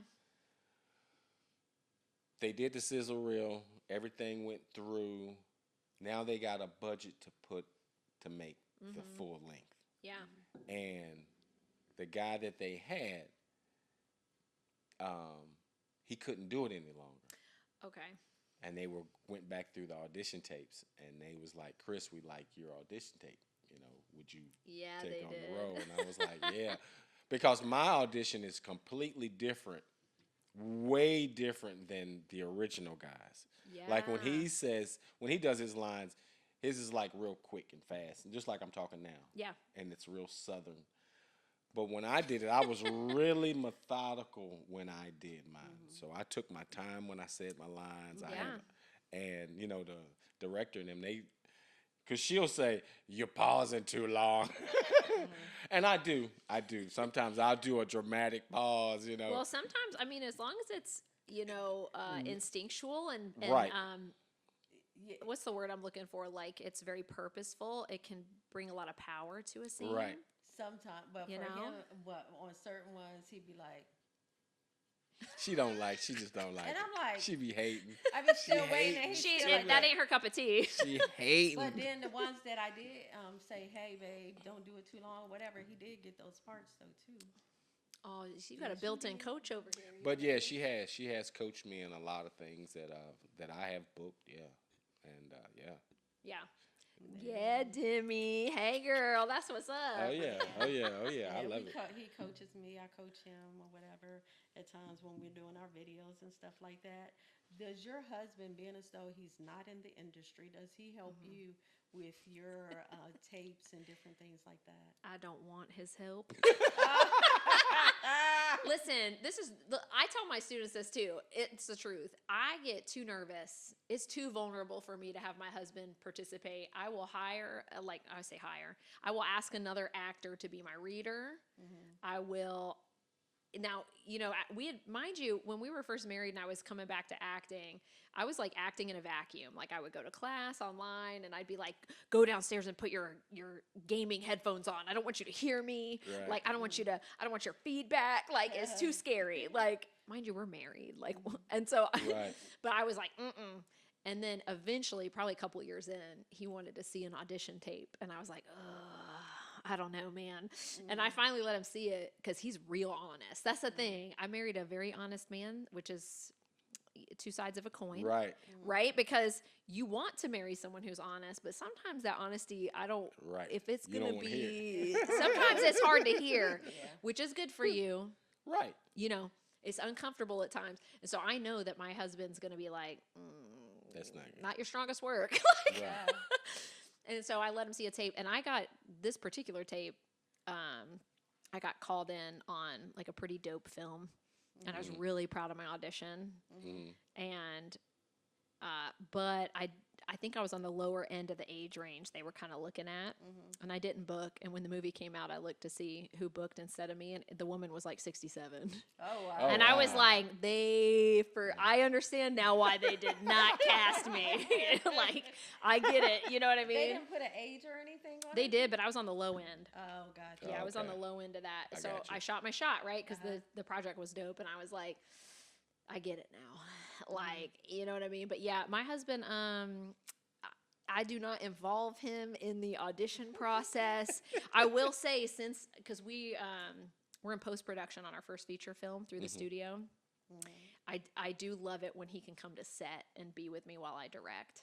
Right. That is That's just awesome. so fun to get to share and that with him. Every once in a while, he comes to my acting classes. He started writing scripts for my students. I love Right. that. So in that aspect, yes, and I love that. And he's a huge supporter of mine. And he's actually writing a book that we're gonna make the movies for. Oh, Okay. wow. Yeah, which is really cool. I can't say anything about it yet. We don't have. Yeah, Well, they're congrats on secretive. that, though. Yeah, so Congrats. yeah, so I love having him on set and stuff. Like because I'm very proud of my work, and I think when you have a spouse that supports you so much, it's so cool for them to see what you do. Right. You know what I mean? Right, And right, then now we can process together about the day. And then it feels really good for him to be like, "Oh my gosh, you're doing so good, babe." And I'm like, "Thank you." Aw. Like, so I love having him around that aspect. But as far as my acting goes, it's a hard no. Like, I just have other actors work with me for that stuff. You know what I mean? So that's Right. cool that y'all do that together. We do it together, but Yeah. in the beginning, it was really frustrating because he would tell me stuff and I would get mad because he would tell me Yes. stuff. I still do it a little bit, but not as much as I used to. Yeah, yeah. Because it's like, you don't like what I did. See, that's what I would be scared of. I would be scared that I wouldn't take the feedback well. Yeah, 'cause Because y'all married, you know what I mean? It's Yeah. not like this person is my coach and that's how I see them and that's the And setup that's- in the yeah. relationship. You know what I mean? It's Yeah. like, he's not an actor and then he's gonna come in and be like, "Yo, girl, that was suck. weak." Right. And so I think that he would absolutely do that for me if I wanted him to, but I think for the sake of our marriage, we should probably, at least for now, keep those things separate a little bit.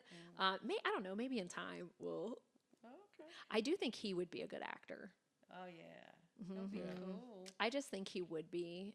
He's very analytical and he's very thoughtful about things, but as of now, he's not doing it, but I do think he would be a really good actor. Okay, maybe he'll come around. I mean, we got a lifetime if the Lord gives us that amount of time. I mean, I'm like, we did joke about like every movie we make, kind of having him like Stan Lee in the background, like he's an extra in every movie. Right. Right? Yeah, so like we I are would talking love to about do that. that. Yes. I would love to do that. Yeah. So I was like, we might find a way to do that where we just kind of stick you in, and then, Right. and then like if we develop a fan base, people will be like, they'll just look for him Yeah, Oh, right. in the that'd be background. cool. You know what I I mean? would like yeah, to do yeah, that with our children.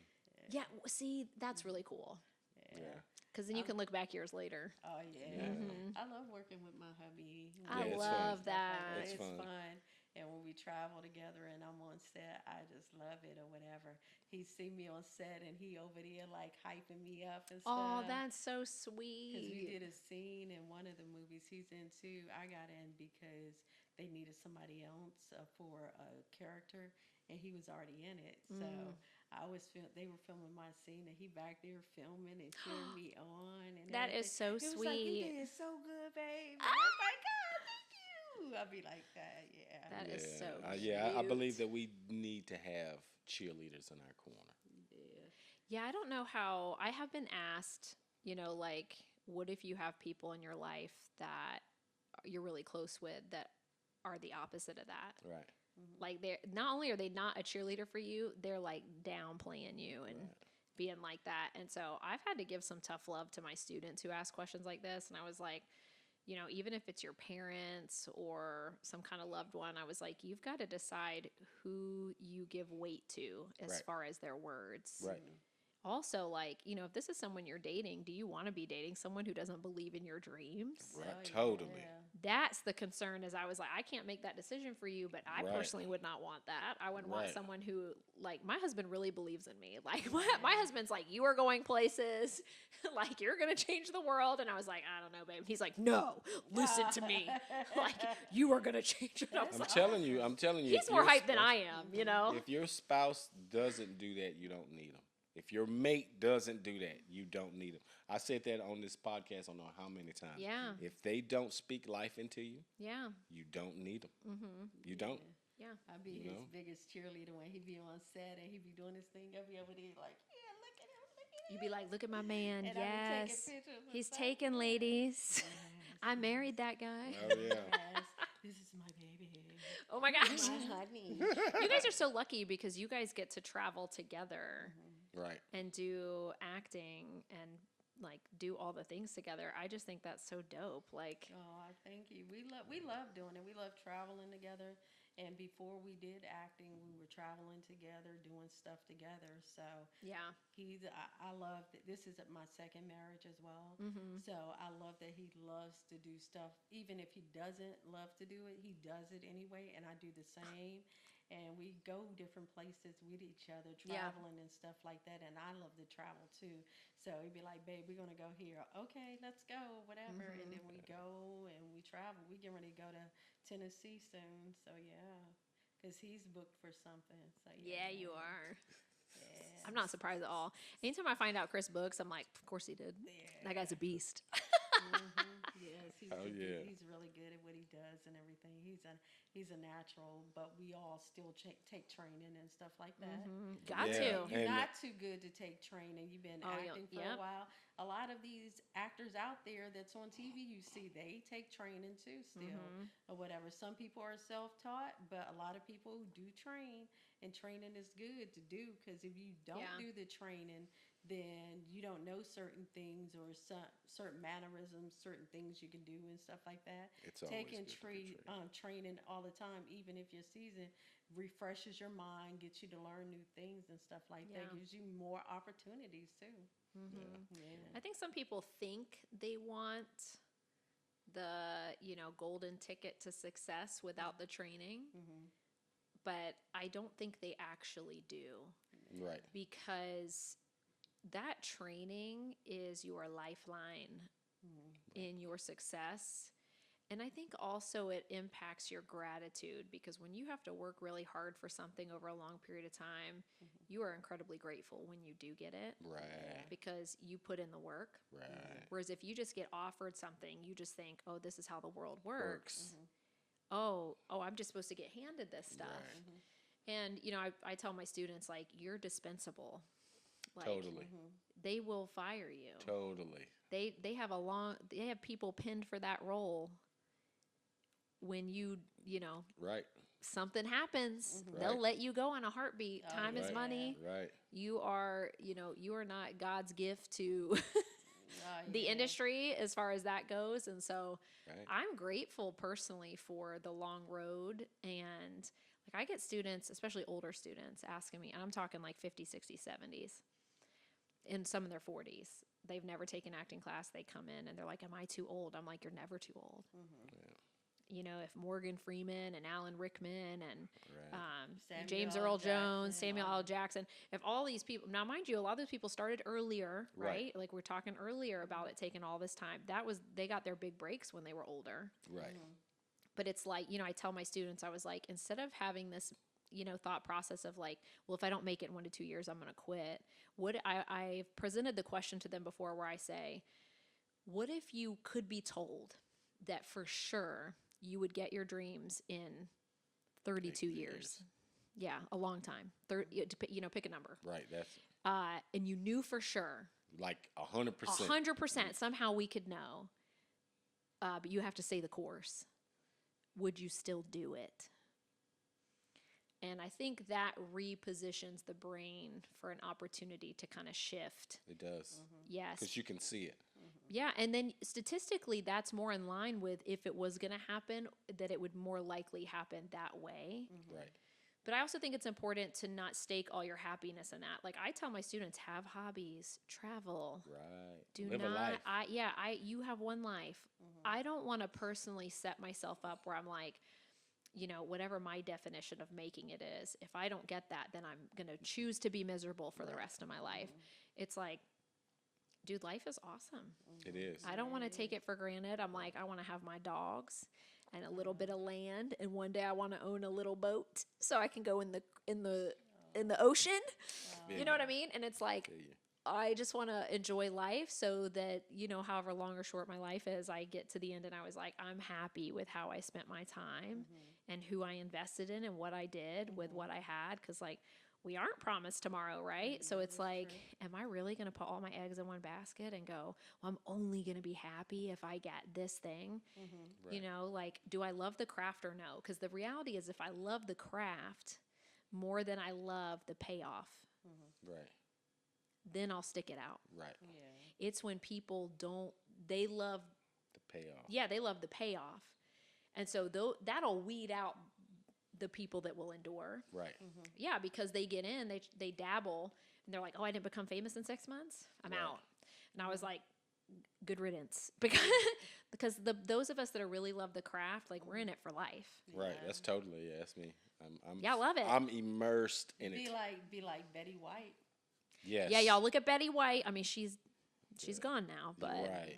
but that Yes. boy, she had a full career. Yeah, I think she was like 19 or She was very young when she got 14 or her start, and something. she's probably had one of the most prolific. right. Yeah. I mean, easily in the acting industry. Right. I mean, She was 100 and she was 99. 99. 99. Okay. She was about to turn 100 when she passed away. Oh wow. She was 99. Yeah. So I mean, like, good for her. Yeah. I'm also really cool with people like like Daniel Radcliffe. Mm-hmm. Like, he openly talks about how lucky he was to get Harry Potter. Right. And he's like, I've made so much money off all that stuff that I just take acting projects that I want. And I'm very like I was talking earlier about an elf in Lord of the Rings. Ah. Like, I'm not gonna lie to y'all. You see, Like, she's putting that out there. So if you have Trust me. the Lord of the or if you're making the Lord of the Rings, Yes. and you need an elf, Elf Queen. there she here I is. am. Elf Queen. I am ready to be cast as your elf queen. They have a Lord of the Rings TV show. I don't know if you've seen it. It's No. the most expensive show to ever be created. I could imagine. Wow. It is amazing. Which Is it on platform? I HBO? don't remember, but let me tell you, it's fire. But yeah, it's like if I were to book something like that, because I honestly love my quiet little life. I love teaching acting. I love writing and directing. I love sewing into other people's lives. But aside from Lord of the Rings, like, my other dream is to be lead recurring in a sitcom. Okay. Oh, yeah. You could yeah, see yeah, it. Yeah, I can see it. I can see it. I love making people laugh. What's that show? What's that show that we Girl, always- I don't know, what is the show? Oh, New Girl? Yeah. Yes. Yeah, like, if I were to book something really cool like that, or what I think is more likely to happen, I will just create my own show. Right. Because And I you just can. don't care anymore. Me too. I think the other thing I've noticed about the industry is that we're so fortunate to live in the time that we live that we can make our own stuff. And I would love to make my own movies, and that's what I'm doing now, and make our own TV shows and kind of pave our own path in the industry. For me, there's a lot of projects that, like, I might love a role, but I don't love the message they're putting out. Understood. And I will dip out over that because I feel like my career is more than just a role, more than just this movie or that show or whatever. It's like, well, what kind of legacy do I want to leave behind? It's refreshing to hear. Yeah, like, I've turned down stuff. I don't like it's very rare that I'll turn down a project, but it's like those things won't bring me happiness or fulfillment anyway. But if I were to be in a show or do a movie, whether I made it or I was, cast in something, if I were to do that and then that kind of filled my cup for a while and then I just, like, teach at the studio and stuff, I'd be chill with that Right. little life. You know what I mean? I don't need to be an A-lister to be famous. Trust me. You're I feel already you, famous. exactly. Yeah, you are. already famous. You are totally though. You are. For real. It's hard for me to believe that. No, it's a lot of not. people I don't because- feel you. famous at all. Well, you should, because of all of the people that you have touched, impacted, you have hundreds of people, Oh, thousands of throughout people your career. that That's very sweet. look up to you and are inspired by you. Yeah. You know, I'm one of them. You know, because I love the way you teach. I love your approach. I love how you communicate. You know, Yeah. so I love it. So you keep doing what you're doing. Yeah. Thank you. What's the hardest thing you had to endure in life? In life, like Wow. outside of acting, It can be acting or whatever. What's the hardest thing you had to endure? that's really hard. Mhm. I have a few that I think of when I think about this. Probably, I've had a really hard, complex relationship with my mom, Hmm. and I love my mom. I've had some stuff happen over the years. It's been incredibly traumatic and very painful and very hard. And relationships are very complex.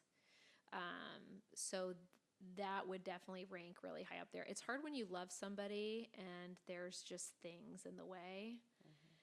And there's just a lot of complexity to that. And so I'm a person over here that like desperately longs for a relationship with my mom. She's still alive, but it's really hard to have one. Right. And I do understand people like Yeah. that. Well, we'll say a prayer. Yeah, I would love that. And so I love my family. I want a close family. And you know what's interesting is like I would look at other people's families when I was coming up and I would be jealous of other people like who had really close-knit families where their families were like best friends because I didn't have that growing up. Like my brother and I weren't close. My mom and I weren't super close. I loved my dad. He was like the life of I just loved him. Like him and I were like I was a daddy's girl for sure. And so, you know, in that same vein, like losing my dad was pretty, because I was only 21. I was at Charleston Southern, and he died during my junior finals. Sorry. And it's okay. I just like, I remember thinking before he passed away, before I even knew he had cancer, like, I don't know how I would live through my dad dying. And I would just dread this because I loved my dad so much. And then when he died, I was in shock for a long time. Because I was away at college, so I wasn't seeing him every day. So for a while, it just didn't feel real. So losing my dad was really, really, really hard. You know, so I really have a lot of empathy for people who, A, have complex family relationships and have lost any kind of loved one. Just really, really, really hard. So death is really tough, I think, because it feels so permanent. I think that's one of the comforting things about being a Christian is that I have that to lean on. Like, you know, hopefully I'll see them, you know, at some point. But yeah, that's hard. I also had, this might be the first time you guys are hearing this. I actually had a miscarriage 2 years ago. Oh, wow. Oh, wow. And we've been trying to have kids forever. Oh, wow. I'm sorry. It's okay. And so, I was pregnant with a little girl, which I've always wanted to be a girl mom. And we've had all these issues. And like, I wasn't even sure if I could get pregnant, all the things. And so I got pregnant very unexpectedly later in life. And then I miscarried. It was one of the worst things I've ever been through in my entire life. I wouldn't wish it on anybody. Wow. And, you know, we've still been trying for years and we've never gotten pregnant since. I remember you speaking about that to me. Been through all the testing. They're like, yeah, everything's great. You're normal. Everything's fine. And I'm like, that can't be right if like we're just not having children. Like what is happening? And there is a lot of pain with like watching other people who seem to get pregnant really easily. Right, I can imagine. Or like all these people who don't want children but are getting pregnant. And I'm like, well, like you were saying, you feel like I have like a motherliness about me. I'm like, I do, and I want a baby. Like, you know, and then people ask you all the questions like, well, what about IVF? That's crazy expensive. That's not on the table for us. Also, adoption. I would adopt for sure. I've done a lot of volunteer work in third world countries. I actually tried to adopt before I was with Jason. I was working down in Haiti. I'd been working there off and on for a long time. And there was a special needs little boy named Jonathan. And he was having he had like a brain abnormality, but they had gotten his stuff dealt with meds. And I got the, message that, hey, that we're going to have to get him to the U.S. to get ongoing treatment. We're going to adopt him out. And I said, well, I want to adopt him. And then he died. Oh. Yeah. So that was heartbreaking there. So I felt like Jonathan was really my first child. Wow. Yep, I would have been, and he was so amazing. And I loved him. I loved that child. I was living over there for the summer. I was working with him because I had all this background in working with children with autism, and he had deficits. And so I felt like I'm the perfect mom for him because I know how to handle his deficits. Well, you were the mom for him while you were over there. Yeah. Wow. Yeah, so just some, but as hard as those things are, like I've been able, like losing Jonathan, for instance, like there was a role that I booked a few years ago where I had to play a mom to an 18-year-old. And I was like, am I old enough to have an 18-year-old? And then I did the math and I was like, ew, yes. I was like, oh my gosh. And so I was like, this is so gross. This is weirding me out. When you've never been a parent and then you're like, in this movie, I'm playing a mom to an 18-year-old who's an adult, basically. You're like, I feel too young to have a kid that age. But I pulled on my experience with Jonathan so that I could access the feelings I needed to portray that motherly role because I had never been like in a way, an official mom. And so. Well, did that hurt in any way? It did. Okay. It did hurt, but I think it was good. Right. I think in a way sometimes it's kind of therapeutic. Yeah. To do things like that. And honestly, like because life is so short anyway, I'm just grateful that I got any time with him. Right. Or even like I had a hard time with my miscarriage because I was like, why would God allow me to get pregnant if he knew I was going to miscarry? That was one of the most painful aspects for me is like, God, why would you allow something like that? And I don't think I'll know this side of heaven. No. I think, I think I'll carry some level of pain about that for the rest of my life. I don't think that's ever going to go away. But I'm excited to meet her in heaven one day. And, what's her name? We named her Daisy. Daisy. Aww. Little baby Daisy. But you never know what God got for you, though. I don't. You don't. And my husband and I have had to really have conversations about like, if God doesn't give us physical children, we need to have the heart to be okay. Right. Can we, it's kind of like with the acting thing. Like, am I going to put all my joy in getting this thing? And then if I don't get it, it's going to wreck my life. Right. And I'm like, that doesn't seem like the right heart posture to have. And so it is really painful to go like, what if we never have kids? And Jason and I have kind of come to each other off and on separately and been like, I'm actually really happy that we were married. Like Jason's come to me. I mean, he's made me cry before being so sweet, but he's come to me and been like, because he really wants to be a dad. And he's come to me and he's been like, Shelby, I just want you to know that if we never have kids, I don't regret marrying you and I love you. And I'm like, oh, that is so sweet. Because I used to feel really bad. I used to feel like you could have, we talked a little bit about the age gap earlier. I'm a tiny bit older than my husband. Okay. That's what she's saying on camera right now. It's only 9 years. Okay. Only 9 years. It's only a 9-year difference. Right. And I'm older. Okay. So like he kind of knew what he was getting into. So when we got married, I was 34 and he was 25. Oh, wow. Okay. So, You're a young man. Yeah. Well, listen, when you get older and incontinent, you got someone to take care of you, though. Am I right? You are silly. I asked him, though. My I said, God, yo, you going to change my diaper for me You are when I silly. live to be 80 and I can't hold it anymore? He goes, yes, honey, I will. Aww. And Yeah. that's how you know you married the right person, Yeah. ladies and gentlemen. Yeah, I'm serious. Without hesitation, he goes, yes, Yep, honey, I got of you. course I will do this for got you. you. And I was like, yeah, you a good man, honey. I'll be like, you better change your diaper yourself. I don't know. It's gonna be hard though. With you be throwing your back out trying to change your own diaper. I mean, it gets pretty wild. You know what I mean? Oh my God, you are so silly. But you know what? Like, in a way, I have lots of kids through the studio. Yes, you do. Yeah, Yes, you do. It's like I'm a mommy hen to all my baby chickadees. And I was making a joke recently that I even consider my adults my babies. Like and I don't mean this in any kind of negative way, but when I talk about the students I have at the studio, who, by the way, plenty of them are older than me. Like, I have some like in their 70s, like 60s and 70s. Yeah. That's awesome. And I'm always like, oh yeah, the children. And I'm like, and then I make sure to correct myself and go, well, they're like adults, but like, but you know, in a way, it's like I've really been fortunate to like get to teach dance and get to teach actors and get to be on set and get to do mission work in third world countries with children. And so like, I feel like I've already raised, I still work in respite for the military, by the way. So I still take care of special needs kids. Oh, wow. And so I've already gotten to raise kind of other people's kids for a long time, which is its own joy. And I was like, you know what? If God gives me children, then I will be like the happiest mommy on planet Earth, which I'm going to try to have a baby until we can't have it. Right. You know, but if we never have kids, then my joy has to be in the Lord and not in what he can give me. Amen. So, yeah, I've been through I've been through a couple hard things.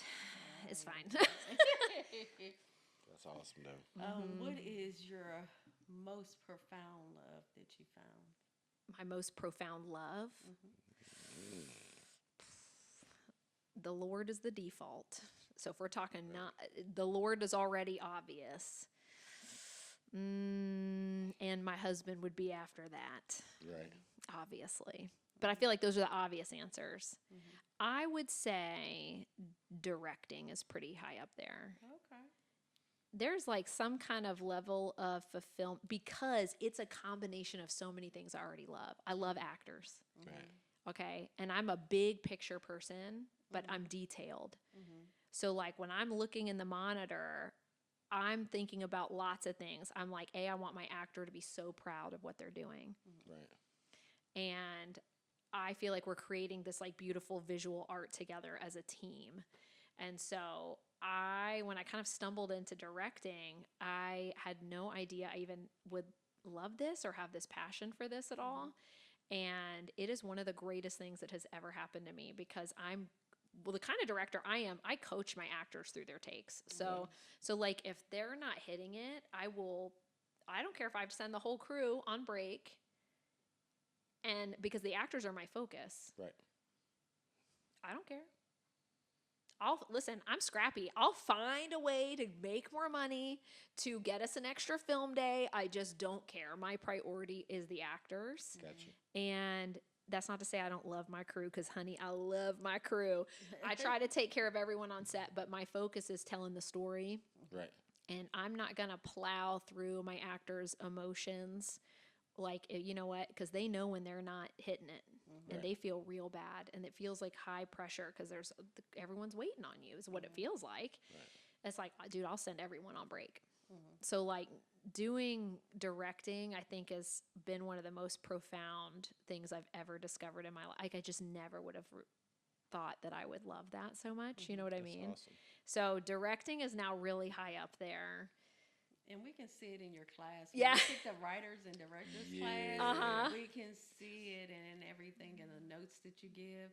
Your notes are so like, it's not negative. It's like, hey, this is what you need to do, da-da-da-da. Explain it to people because some people don't know how to direct people. Some people like to yell at them. And yelling at a person ain't going to make them do better or whatever. And they do different things. But you take that time out. You encourage them and everything, and you be like, you got this, da-da-da-da. You're so positive, and I love that about you. Yeah. Thank you. You slay. Slay. As far as this thing called acting. Okay. This thing called acting. Would you do anything different? I know you said you wouldn't, but if given another, I know you said, you know, you've done other things in your lifetime and sure, this and that. Yeah. If there was something other than this thing called acting, what would it be? Like if I was doing something else? Yeah, if you wanted to do, if you stopped acting today, and you needed to have a life. Then it's not directing or writing either. No, we got to take. Oh, so it's not in that field at all. It's not in we have to take. Oh my gosh, what a good question. That's so hard because I would just do entertainment.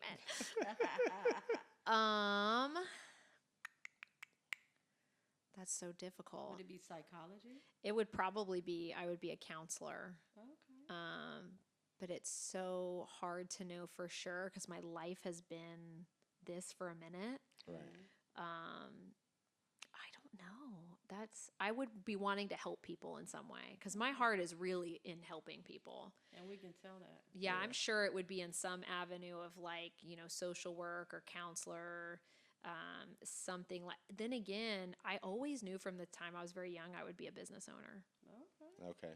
I'm very CEO minded. Like I remember coming up just being like, yeah, this whole working for other people shenanigans ain't for me. Like, you know what I mean? It didn't matter what job I was in. I was like, bruh. Yeah, I felt that. Like I got to ask for permission from another adult for a vacation. Right. What? Right. Like we all adults, honey. I should just be able to put my time in and. Right. Because I need money, so I'm going to come back. Right. But I never liked that. So I used to start little businesses when I was like in elementary school and middle school and stuff. And so I started young with the business ownership thing, so who knows, maybe I would like own a counseling center or, for a little while I was like, I should go into radio. Like be a radio person. I feel like I would love that. Like I just show up and I'm just like paid to be funny on the radio and spin some hits. I feel like that would be fun too. You know what I mean? That would be fun. Yeah. I think if I had to do anything, I think it would be doctor or lawyer. What? Doctor What a beast. I would think he'd be a police officer because he is a good interrogator. Oh, I could see you being a police officer he's for sure. Good interrogator. Oh, my husband would be too. I've told him, I was like, dude, you would be my husband would be a great lawyer. Yeah, a lawyer. Yeah. Like you said. Yeah. You'd be making your millions as a lawyer, boy. Yeah. What about you, Demi? Yeah, I would probably do that. I would just be me. You as a fairy too. She'd be like, I'm gonna be a circus performer, you guys. Yeah. That would be fun too, though. I think. Oh I can be a clown. Let me stop. Oh my god. Hey, I think some people are into that though. True.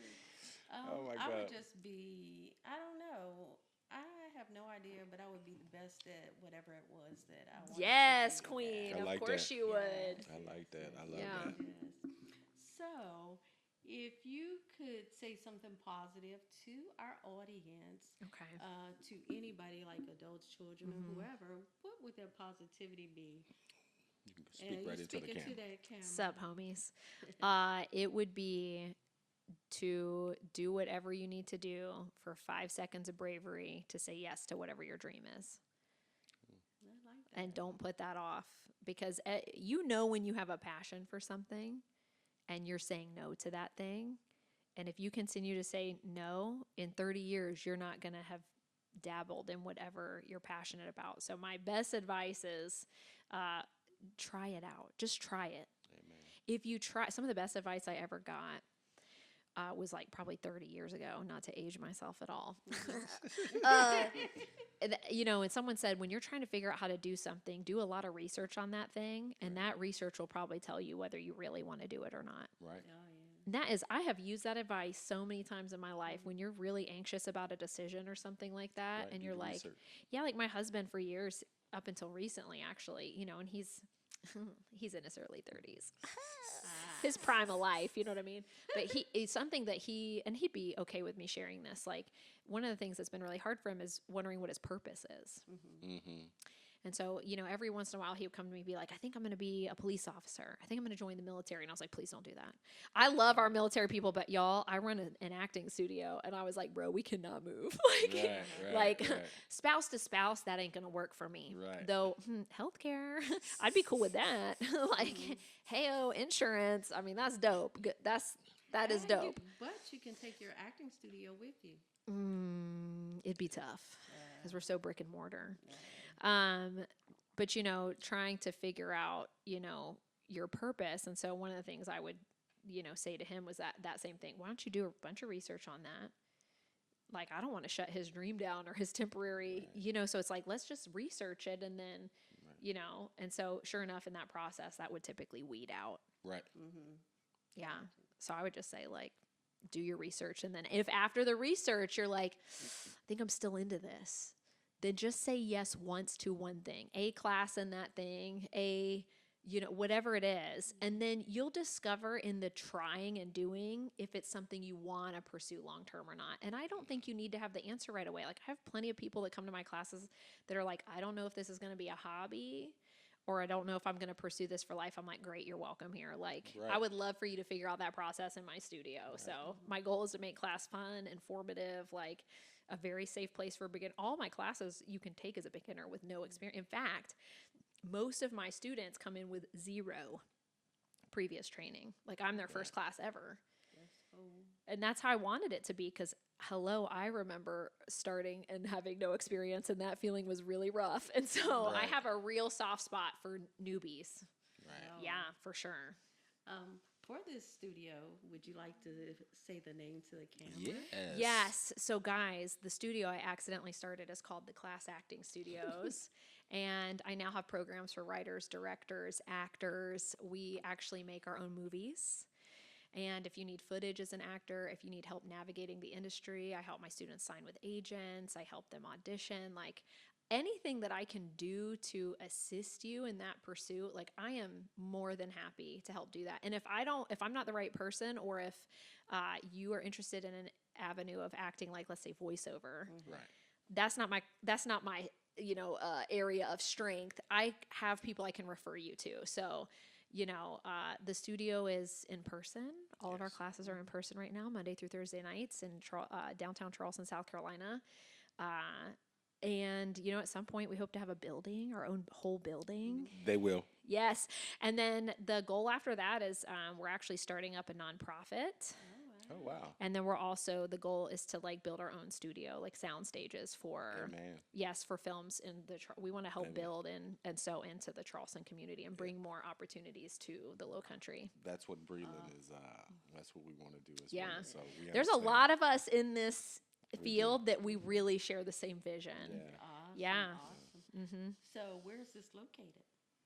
Oh, our studio now on Meeting Street, 128 Meeting Street. That's currently, who knows by the time you see this, like if it's 5 years from now. By then, honey, we'd be having our own building. Right. Oh, yeah. Slay. You can Google search us, and then the new building hopefully will come up. Right. Yes.